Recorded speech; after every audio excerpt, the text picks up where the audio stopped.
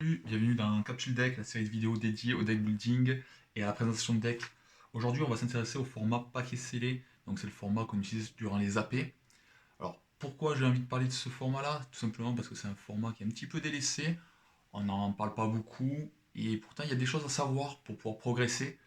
Donc là, aujourd'hui, je vais utiliser donc l'édition Battle Evolution Booster EB1 pour vous faire la présentation de cette vidéo. Évidemment, si on peut refaire à nouveau des AP après le confinement, ce ne sera pas avec cette édition-là, mais c'est pas grave. Toutes les astuces que je vais vous donner par rapport à cette ouverture, ben en fait, c'est quelque chose que vous pourrez réappliquer dans vos prochains builds de deck en AP. Donc là-dessus, il n'y aura pas de souci, c'est assez universel, même si les cartes que vous aurez ne sont pas exactement les mêmes, vous pourrez quand même réutiliser ces astuces-là. Du coup, le but, ça va être de réussir son AP. Et comment on va faire pour réussir son AP? En fait, ça va être en buildant des decks avec des cartes qui ont généralement des gros body et qui font du card advantage. Donc après, on va passer à l'ouverture et je vous montre ça.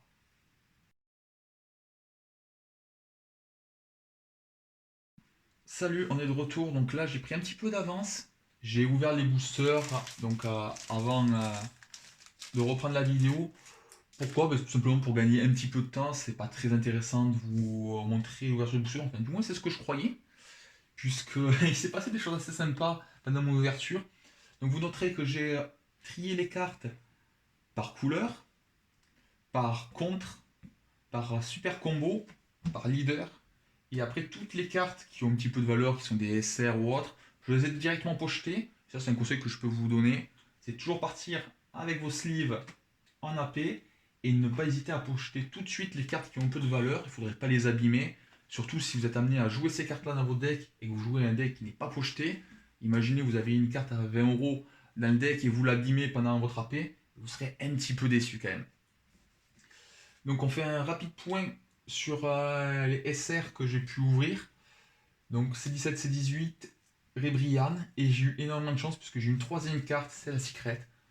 Donc là, en effet, c'est quelque chose qui est très très rare et qu'il ne faut pas forcément prendre en compte là dans cette vidéo sur l'ouverture d'une AP, comment bien builder son deck, parce que ça c'est quelque chose qui est assez rare et du coup plutôt anecdotique.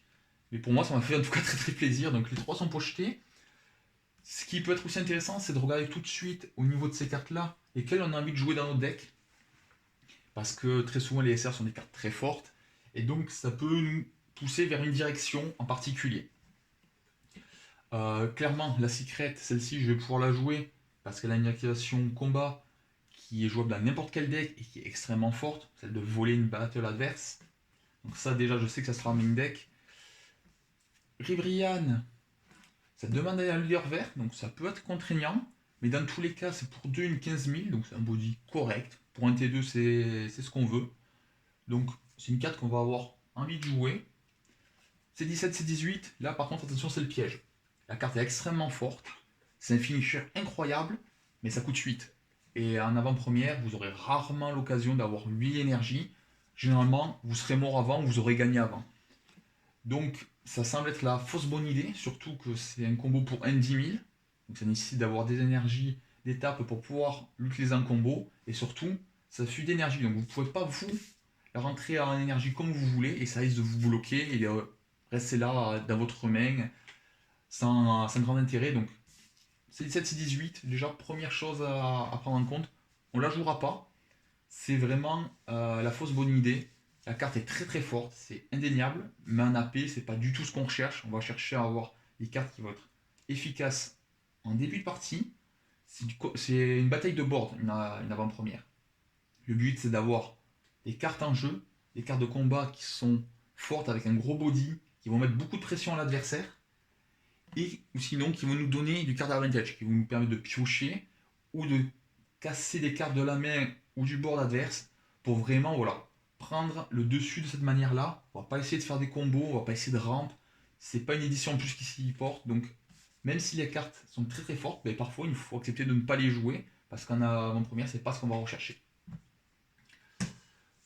Bref, on a fini là-dessus. Maintenant, on va s'intéresser un petit peu au leader. Alors, ce leader, c'est pas forcément les cartes qu'on doit choisir immédiatement, mais déjà on peut jeter un petit coup d'œil à ce qu'on a.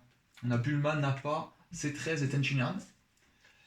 Et tout de suite, déjà, on sait qu'il y a un leader qu'on ne jouera pas, c'est Bulma. Pourquoi? Parce qu'elle a un permanent qui nous dit qu'on est obligé de jouer que des héroïnes. Et clairement, ben, c'est quelque chose qui va pas être possible en AP. Avoir 40 cartes, et dans ces 40 cartes, une majorité donc, de battle héroïnes, puisqu'on est obligé de jouer que des héroïnes, c'est-à-dire on peut avoir quelques extras, mais des héroïnes en battle, et ce sera pas possible. Donc Bulma déjà, on retire, ça sert à rien. Après, on a deux leaders qui peuvent être sympas, Nappa et C13. Le problème, c'est qu'ils demandent d'avoir un deck construit un petit peu autour. Nappa, il va demander d'avoir des Saibaman pour pouvoir activer ses effets. Sinon, c'est un leader skillless et du coup, c'est pas fort.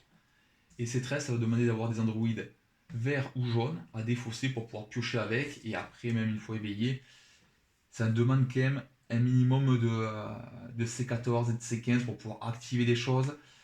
Et ça, c'est pas sûr qu'on puisse les avoir dans notre pack. Donc on les met de côté, on ne dit pas qu'on ne les jouera pas, mais c'est pas forcément les leaders les plus intéressants à première vue. Celui qui m'a le plus attiré, c'est Tenchinan. Pourquoi? Parce que c'est un leader qui peut s'auto-éveiller, qui n'a pas de conditions de deck building particulières pour être joué. Il a un actif principal qui nous demande d'aller chercher un Chaozu dans le deck, mais ça, on n'est pas obligé de le faire, c'est vraiment accessoire, c'est juste un bonus. Donc on verra si on a un Chaozu. Et après, une fois qu'il est éveillé, il met des tokens, il tue des bêtes, il peut frapper en critique, il a 20 000. Franchement, ça sent mettre la bonne pioche. Et ce qui me fait dire que ça va être sûrement les leaders qu'on va jouer, c'est qu'on a eu qu'une seule super combo, et les super combos sont extrêmement fortes à ranapper. Et c'est une super combo donc pour un leader vert. Donc très clairement, si on veut jouer Nappa par exemple, et on sait que Parius ne pourra pas l'utiliser en super combo, donc c'est-à-dire on part avec un deck d'AP avec 0 super combo, et c'est clairement mieux d'éviter, hein, parce que les super combos, ça fait très souvent la différence dans des parties qui sont fermées et tendues. Donc par défaut, j'ai envie de partir sur un leader Tenchinan grâce à la super combo, mais on note aussi que la Ribrian nécessite un leader vert pour pouvoir activer son effet et faire défausser l'adversaire. Donc là, on a quand même déjà une petite base qui nous pousse à jouer Tenchinan. On verra si on n'a pas des C13 ou des Saibaman pour jouer d'autres leaders, mais très clairement, là le choix semble être fait. On regarde rapidement dans les cartes vertes du coup, puisqu'on part sur un leader vert, qu'est-ce qu'on a? Alors, on va avoir du Broly. Alors, ce Broly là, vous le connaissez, il va permettre d'aller chercher des Broly. On voit qu'on en a eu 3. Après le reste, ce n'est pas du Broly. Donc ça peut être un bon tuto. Après, à voir est-ce qu'on a envie de jouer les autres Broly. Celui-ci va nous faire piquer des points de vie pour gagner plus 11 000. C'est un tapeur du style de KB ou Gohan. Mais c'est pas très intéressant parce qu'il ne gagne pas double frappe, il ne gagne pas critique. Et après, tous ces effets demandent d'avoir un leader Broly. Donc clairement, ça ne va pas nous intéresser. Et on a un autre Broly qui, pour 4 à 15 000, donc un body très très faible par rapport à son coût en énergie. Il a un effet qui est sympa quand même, quand il arrive en jeu, on peut payer un vert et tuer une carte de l'adversaire. Le problème, c'est que ça demande de payer encore un vert supplémentaire, donc ça veut dire pour 5, avoir une 15k, ben, c'est juste beaucoup beaucoup trop faible. Et après, tout le reste, ça demande d'avoir du Broly en leader ou des cartes Broly. Tout ça, ça semble quand même pas très très fort. Et a priori, on va pas les jouer. Après, on a Tao Pai Pai. Alors lui, il demande d'avoir beaucoup de Tenkaichi pour pouvoir être sympa. C'est un body moyen. Pour 3-15 000, c'est quand même pas incroyable. Pour l'instant, à voir. Là, on arrive sur une carte qui est quand même beaucoup plus intéressante. C'est le Goku Black. Alors lui aussi, il a un body qui est pas terrible pour 3-10 000. Par contre, une activation de combat qui nous permet en fait de le jouer pendant l'attaque adverse. Et donc du coup, de détruire une battle qui coûte 2 ou moins. Donc là, ça va nous faire du card d'avantage. Parce que notre carte va faire du moins 1 chez l'adversaire. Va potentiellement même annuler une attaque. S'il tue la carte qui a attaque et qui coûte 2 ou moins. Et donc du coup, en fait, pour 2, c'est une 10 000. Puisque tu vas jamais le jouer pour 3. Donc 10 000 pour 2, c'est un body correct. Donc clairement, ça, on va le jouer, c'est sûr. Gohan, 15k crit en piquant un PV, c'est très fort, on le sait. Même dans des construits, ça a été joué et ça peut encore être joué. Donc il n'y a pas de raison qu'on s'en prive. On le met dans le deck. Zarbuto, c'est la même chose. Au lieu d'avoir crit, il a double frappe. C'est fort, ça permet de s'éveiller encore plus vite, de mettre encore plus de pression. Pareil, on le joue. Shirai, Là, pareil, c'est un moteur de carte Advantage. On le joue, on pioche un, ça coûte que 1, donc il perd pas grand chose. Pour 2, on peut chercher des armées de Freezer dans son deck et les mettre en jeu. Alors, à voir si on aura beaucoup d'armées de Freezer, mais là, typiquement, c'est le genre de carte qu'on a envie de jouer. Ça fait piocher, c'est un moteur de pioche, donc de carte Advantage. On prend. C'est 13. Bon, là, on est sur une carte un peu plus grosse. Hein. On est sur 4 en coup d'énergie, 20k. Le body est à peu près ok. On se rend compte quand même qu'on a assez peu de cartes avec des body très forts. Bah, déjà, on n'a pas de skillless dans cette édition. Donc, on n'a pas pour 2 des 20 000. On n'a pas pour 3 des 30 000. Qui sont des cartes extrêmement fortes à napper parce que ça met un gros body très difficile à gérer. Et donc là, avoir pour 4 une 20 000, ça peut s'entendre. Ça peut être une carte intéressante. Ça a aussi un effet intéressant, c'est que quand il est joué, l'adversaire doit choisir l'une de ses cartes de combat et la mettre KO. Donc ça fait de l'anti-bet, avec un corps qui est plutôt solide. Ça n'a pas double frappe, mais c'est envisageable. Si on n'a rien de mieux à faire sur un T4 ou un T5, pourquoi pas le jouer. Et là on voit quand même tout de suite la différence entre lui et Broly. C'est que Broly, pour le même coup d'énergie, a 5k de moins. Et en plus, si on veut faire un effet similaire au C13 et tuer une battle adverse, on va être obligé de payer un verre en plus. Donc la carte est plus chère, avec un corps plus faible. Donc clairement, la chaîne Broly, là, je pense que c'est clair et net, on la jouera pas, on peut le mettre avec Bulma, on oublie. Saibaman, pour un 4000 bloqueur, c'est pas incroyable, mais c'est un bloqueur, donc c'est un peu un effet contre-attaque qui peut être sympa. Et surtout, quand elle meurt, elle tue un drop 1 adverse. Et on se rend compte que des drop 1 dans l'édition, mine de rien, il y en a qui sont bien. Il y a Shirei, et c'est pas forcément celle-là qu'on voudra tuer. Il y a des Abuto ou des Gohan, par exemple. Et tuer avec son petit Saibaman, ça va être vraiment sympa. Donc là, pareil, on va le rajouter. Un bloqueur pour un, c'est pas mauvais, c'est comme si tu avais un contre-attaque. Et en plus de ça, ça peut générer une carte d'avantage en tuant une carte adverse. Donc tout bon, c'est Saibaman. Et après, on a Ribrian. Ribrian, l'option du secours. Pour 4-20 000 double frappe, après ça peut jouer du Maiden, de l'Escape de Maiden, donc avec Rosie, avec Katsuna. Est-ce qu'on en aura dans le pack? Bah, a priori non, puisqu'en vert on n'en a pas eu. Donc son effet est vraiment anecdotique, on ne l'utilisera pas, mais par contre pour 4, 20 000 double frappe, ben là ça se rapproche du C13. On est sur un body qui est solide, et donc du coup, clairement on peut la rentrer dans le deck, ça peut être un finisher. Hop. On va passer au bleu. On note que Tao Pai Pai pour l'instant il est toujours en stand-by, on verra plus tard. L'attaque des gorilles, ça décide de jouer des gorilles, a priori on le joue pas. Roy, le Kaioshin de l'univers 9, ça demande de jouer des univers 9 dans son deck. Donc à voir. Là pour l'instant on n'en a pas 150, donc on va pas le mettre. Hop, un autre univers 9. Est-ce que du coup il va nous motiver pour jouer Roy? À voir. Quand vous jouez cette carte, vous révélez un univers 9 de votre main, vous pouvez la placer en dessous de votre deck si vous faites ainsi, vous pichez 2, donc ça fait du card advantage. C'est plutôt pas mal. Par contre, voilà, là pour l'instant on a deux cartes qui peuvent combo entre elles, mais ça fait que 2 univers 9, donc on va voir si on en a plus à jouer ou pas. C18 pour 4, 15k, ça commence mal. Ça bloqueur, donc c'est déjà ça. Permanent, c'est votre leader d'Android ou héroïne, on oublie tout de suite, ce ne sera pas le cas. Et on regarde le contrôle de mise en jeu. Jouer cette carte à 4 ou moins et placer au-dessus de notre deck, mais là, quand on regarde bien, on se rend compte qu'en fait, on ne peut pas réduire son coût d'énergie. Donc là, c'est juste pas possible. Là, pour 4, 15k, ça sera beaucoup trop faible. On a des unissons. Alors les unissons, c'est un peu particulier parce que généralement, ça peut être game breaker si on a des unissons très très forts. Et autant ça peut être un petit peu inutile. Et celui-ci se trouve un peu entre les deux parce qu'on a pour 2, minimum 2 bleus, une 14 000. Donc 14 000, ça tape pas de réveiller. Ces effets par rapport aux jetons de créatures, les jetons de clone, il n'y en aura pas a priori dans l'édition, donc ça sert absolument à rien. Par contre, si on active son moins 4, là on peut se retrouver avec une carte vraiment menaçante avec 25 000 et double frappe.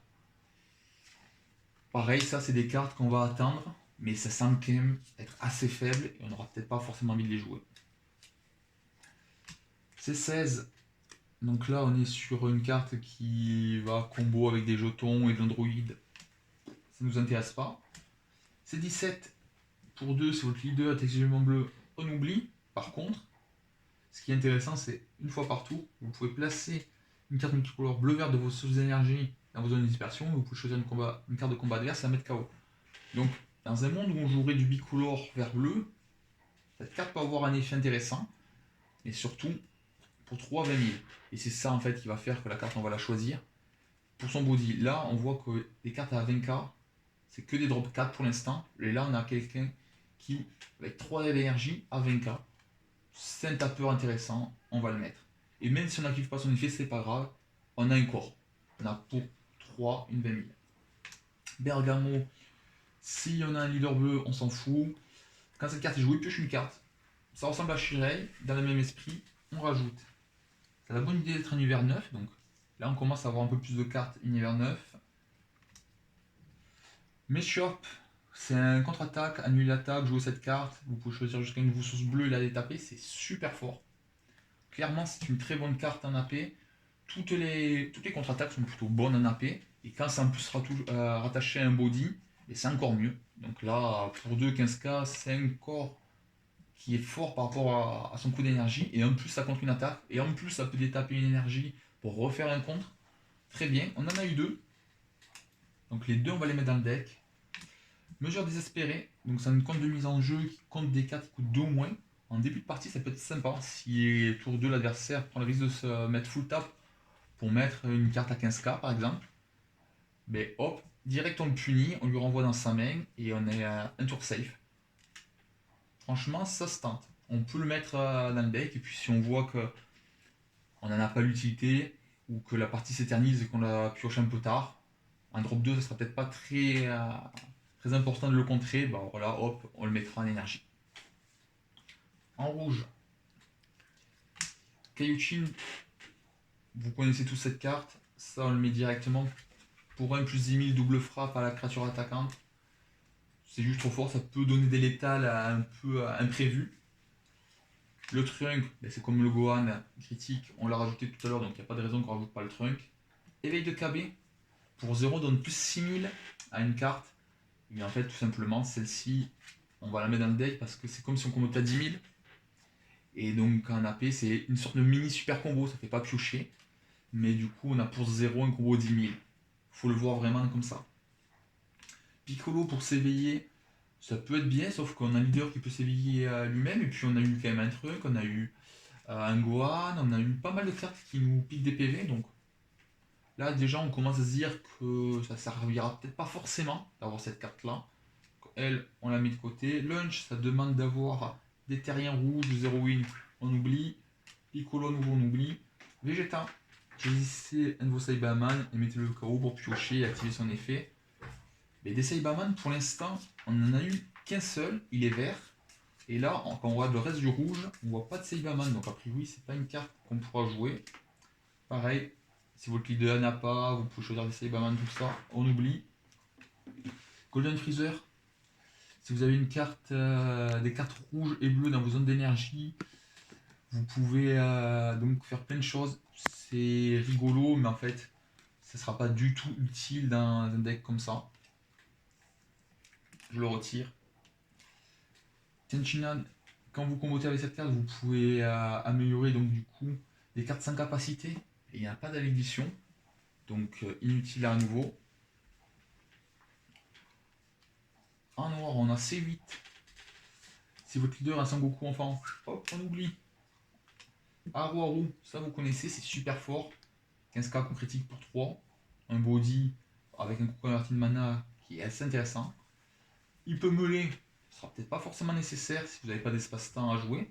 Par contre, l'effet qui permet de taper jusqu'à 4 énergies si votre adversaire est un leader vert ou jaune, c'est vraiment incroyable.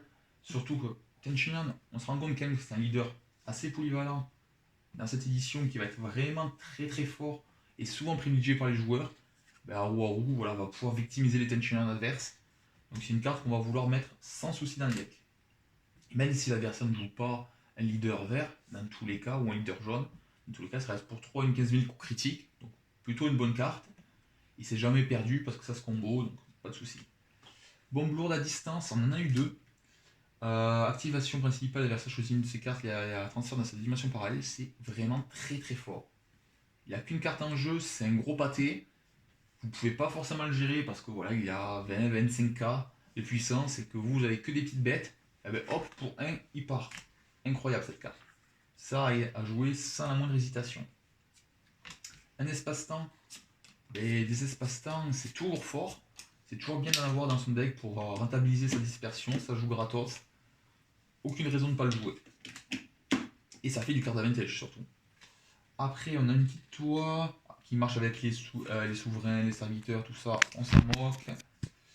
Et ce petit Power Ranger, vous vous êtes rendu compte que j'ai fini les cartes noires. J'ai pas eu de Power Ranger hormis celui-ci. Donc clairement, ces effets pour en récupérer d'autres ne m'intéressent pas. En jaune, une carte qui demande d'avoir un leader exclusivement jaune.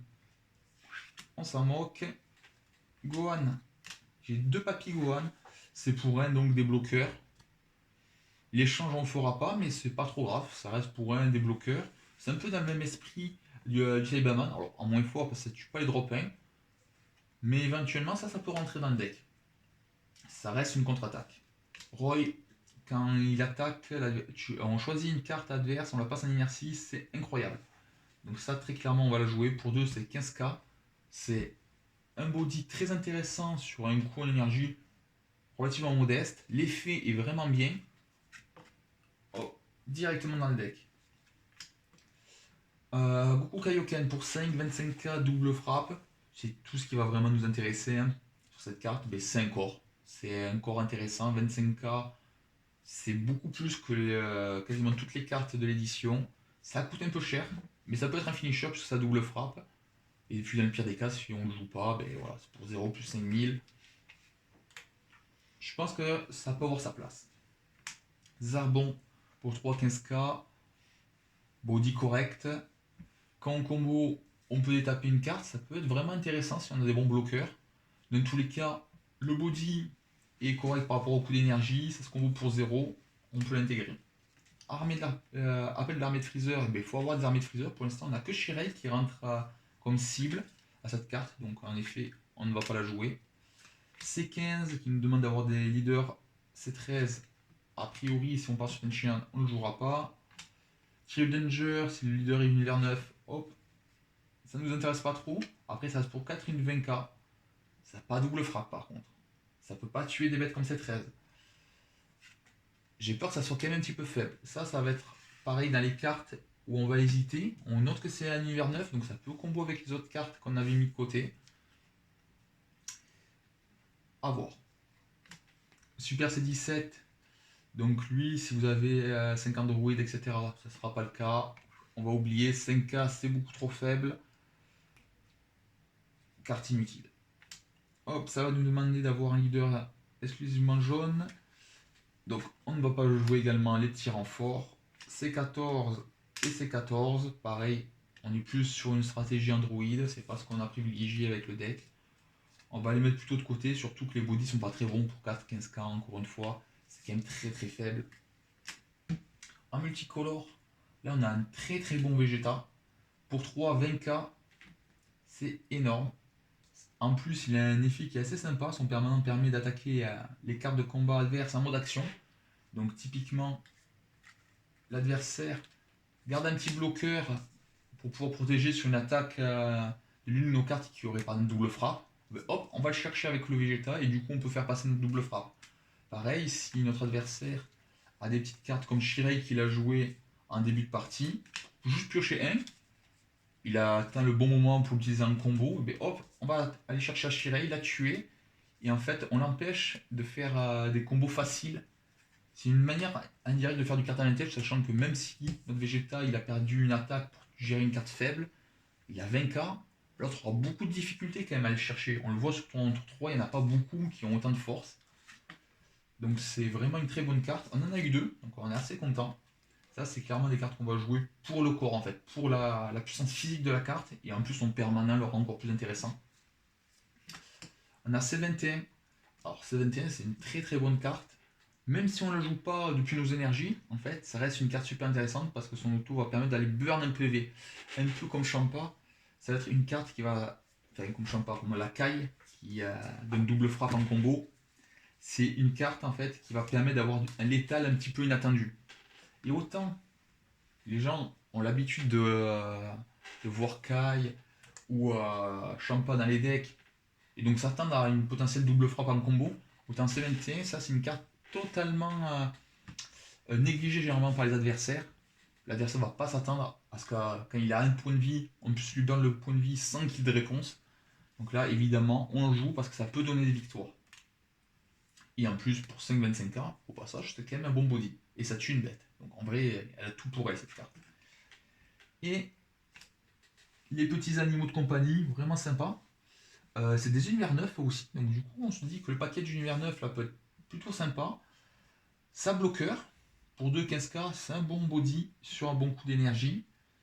S'il bloque, l'adversaire choisit soit de nous faire piocher, soit de mettre une carte à inertie, donc c'est super pénible pour lui. Si on arrive à le défendre en plus en combo ou autre, ben on peut le bloquer plusieurs fois et vraiment le mettre en difficulté. C'est une carte qu'on a envie de jouer, et de plus en plus on se dit que univers 9, ben pourquoi pas dans le deck. Par contre, on note que des Keshi Budokai, on n'en a pas eu beaucoup, et là déjà on voit que le Tao Pai Pai lui rentrera sûrement pas dans la decklist. Au niveau des contre-attaques que j'ai mis à part, ben les contre-attaques c'est des cartes qu'on va quasiment toujours jouer, parce que c'est vraiment utile, et quel que soit l'effet. Là, une protection de Vados, forcément c'est fort, parce qu'en plus ça permet d'étape une bête. Donc typiquement, on bloque une fois, on arrive à la faire survivre, l'adversaire nous attaque, on annule, on redresse Sorel, on pourra rebloquer après. On peut faire des petites combos comme ça, donc c'est très très fort, mais même si la carte est moins forte comme Rêve Prémonitoire, qui a juste un effet annuler l'attaque, et si leader et machin, c'est pas le cas pour nous, on s'en fout. Mais c'est pour un, on annule une attaque. Et en fait, ça peut vraiment nous protéger sur des 25k double frappe ou des 20k double frappe. Très important d'avoir pas mal de contre-attaques. Hop, j'ai mis celle-ci aussi. Si le leader est exclusivement vert, on peut la jouer. Ça tombe bien puisque notre leader c'est une il est vert. C'est un bon contre. De toute façon, tous les contres sont bons, il n'y a pas de souci. Pareil, on annule l'attaque. Si le leader est vert 9, tout ça on s'en fout, c'est pas grave. Pour un, on annule l'attaque. C'est fort, on le joue. Kinto, c'est clairement fort. Après, à voir si on aura assez de cartes jaunes dans le deck pour pouvoir rentabiliser son effet. Ça, c'est quelque chose qu'on regardera un petit peu après. Hop, le Taioken de Goku, on annule l'attaque. Si notre leader est vert, en plus, on peut activer son activation principale, donc c'est parfait. Aucune raison de ne pas le jouer. Assaut des combattantes, si pour un, on annule l'attaque, ce qui est le cas, on le joue, et bien c'est fait. Donc là, on est à combien de cartes? 1, 2, 3, 4, 5, 6, 7, 8, 9.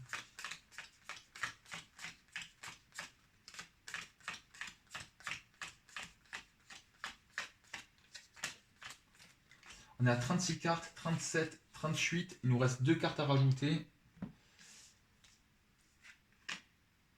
Donc du coup, la question c'est lesquelles de ces cartes-là on va vouloir rajouter. À voir. Est-ce qu'on a envie de de regarder les cartes de son deck et avoir la chance d'avoir un univers neuf? Je ne pense pas. On va plutôt la retirer celle-ci et privilégier lui où on aura plus de maîtrise. On peut faire esprit de garder un univers neuf pour faire son effet, défausser et piocher. Étant donné que du coup on a également un petit Bergamo en univers neuf, qu'on a également hop, les cartes bicolores, la carte bicolore en univers neuf, ça nous fait des cibles potentielles. Après très clairement on préfère jouer un corps plus important qui est en plus bloqueur que lui. Il faut vraiment être dans une situation plus difficile pour préférer jouer lui à Sorel. Donc là on est sur un pack de 40 cartes. Si on regarde bien en termes de coût de mana, enfin un coût de l'énergie, on est sur quelque chose d'assez équilibré. Ça c'est un drop 2, hein, puisqu'on ne le jouera jamais pour 3. Ça c'est un drop 2, mais généralement on va pas trop la jouer, même si ça peut se faire pour 2-15 000, ça se fait. Ça on le met un peu à part, c'est comme si c'était une extra parce qu'on ne la jouera jamais.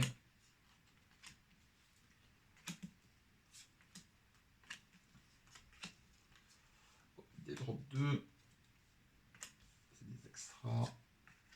Oh.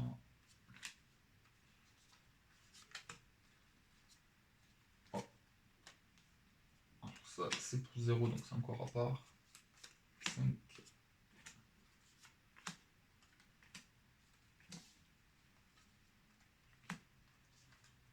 Ça on ne la jouera pas clairement, donc on la met à part. Quoique, je dis ça, mais pour 2 ça peut être une 15-4, donc ça se joue. On va la mettre là quand même par défaut. drop 5. Donc là, du coup, on se retrouve avec quand même quelque chose d'assez équilibré. On voit qu'on a énormément de drop 1, et tant mieux. Surtout que c'est des bons drop 1. On va avoir quand même des drop 1 pour agresser, qui nous permettent en plus de nous éveiller assez vite. Donc on a déjà un leader qui s'est auto-éveille. On a en plus les drop 1 en plus, qui vont continuer à nous éveiller. Donc tour 2, tour 3, il n'y a pas de souci, on sera éveillé. On a 2 piocheurs en drop 1 et 3 petits bloqueurs pour la défense. On a vraiment beaucoup de drop 1 et c'est plutôt satisfaisant. Je considère le truc comme un drop 0, même si en effet il n'arrivera pas à TM, puisqu'il faut avoir quand même des cartes en dispersion. En drop 2, on en a quand même 3, 6, 7, 8. Donc c'est quand même assez solide. Alors est-ce qu'on se mettra full tap pour les jouer? Peut-être pas. On préférera peut-être d'ailleurs T2 jouer plutôt des petites cartes à 1 et éventuellement garder un contre si on nous fait un double frappe ou une critique. Mais voilà, là on a quand même pas mal de cartes pour le début de game et des bonnes cartes pour le coup. Drop 3, là on commence à avoir des tapeurs. On a quand même 3 tapeurs à 20 000. Donc là on a des corps intéressants hein, pour 3 du 20k. On a Arwaru qui est extrêmement fort, qui critique. Et Zarbon qui on jouera plus pour la combo, mais qui peut éventuellement rentrer en jeu. Drop 4, on a du 20k. En dessous de 20k, de toute façon, drop 4, on ne le met pas. Hein. Il faut vraiment que la carte ait un effet incroyable pour qu'elle rentre. On a une carte qui active un effet quand même sympa, CC13, pour tuer les bêtes adverses. On a une Ribrienne qui a double frappe, mais c'est un seul avantage. Et on a le Trio Danger qui lui a défection, mais qui sera très souvent une cible en fait à la défausse si on arrive à l'avoir en même temps que le drop 2. Et après, 2 T5, et eux c'est vraiment les finishers, 25k double frappe, ou la Saint-1 qui burn un PV de l'autre. On a du contre, 3, 6, 7 contre-attaques, un contre mise en jeu, la lignée héroïne, bon ça c'est la secrète, ça compte pas trop dans les builds traditionnels, mais voilà, ça fait partie de la défense, donc on est extrêmement solide défensivement. On a 2 anti-bêtes qui, quand elles sont jouées au bon moment, peuvent faire vraiment beaucoup de dégâts, et ce qu'on va appeler des super combos. Paragus, c'est une super combo, donc c'est normal qu'on l'appelle comme ça. Et il y avait le Kabel qui est un mini super combo, parce que pour 0, c'est comme si on donnait plus 10 000 à l'une de ces cartes, donc c'est vraiment intéressant. Voilà, donc là on a réussi à faire un pack de 40 cartes qui est plutôt bien équilibré, avec beaucoup de contre, beaucoup de défense, mais qui peut également agresser avec des bons body, avec des terrains intéressants, des T2 qui ont 15k pour la plupart, et qui donc du coup vont pouvoir mettre un petit peu de pression à l'adversaire et taper le leader d'un mille qui vient l'éveiller. On a du finisher, on a des cartes de remplissage évidemment. Hein. Le Trio Danger c'est une carte de remplissage, mais bon, on est obligé de jouer des cartes un peu moyennes quand on est en AP. Le but c'est d'arriver quand même à toujours avoir des cartes qui puissent être un minimum intéressantes. Là très clairement, voilà, on a évité de rajouter des 1 des 10 000. On a évité de mettre des cartes qui étaient bicolores qu'on n'avait pas envie de mettre en énergie. On a évité de mettre des cartes qui pour 1 étaient 5000 et qui n'avaient pas d'effet. On va quand même essayer de rentabiliser un maximum le body des cartes et c'est pour ça qu'on va choisir donc des drop 4. Donc voilà, s'il faut retenir quelque chose, faire un deck en fonction des super combos que l'on a, de la facilité de deck building autour du leader, de choisir toujours le corps avant l'effet. Généralement on va privilégier donc d'avoir un bon body plutôt que d'avoir un effet fort. Après si on peut avoir les deux c'est forcément plus intéressant. Et on va privilégier également les cartes qui vont nous faire piocher ou générer une carte d'advantage. Voilà. C'est tout pour moi, j'espère que j'ai été assez clair, que c'était pas trop long. Et je vous dis à bientôt pour une autre vidéo.